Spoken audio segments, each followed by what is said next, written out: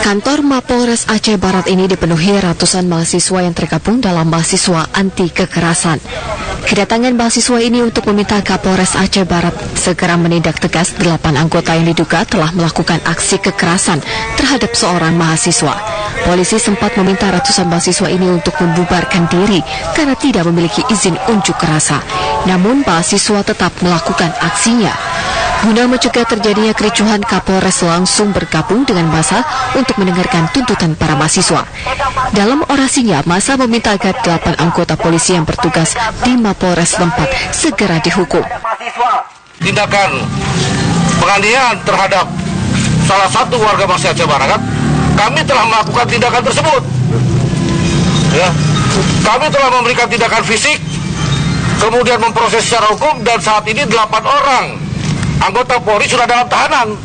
Jadi sebelum adik-adik meminta, sudah kami duluan berbuat. Nanti kalau tidak percaya, silakan beberapa orang perwakilan bisa melihat di CCTV.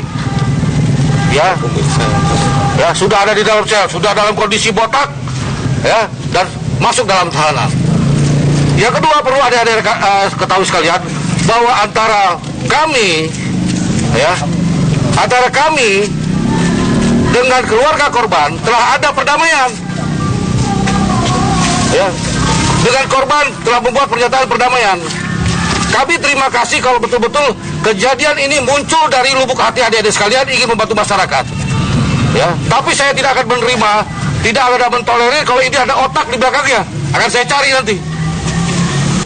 Sebelumnya pada 3 Mei lalu, 8 anggota polisi dari Polres Aceh Barat melakukan aksi kekerasan terhadap seorang pemuda, Winanda Agustian, mahasiswa Universitas Sumatera Utara yang sedang berlibur di Melabuh.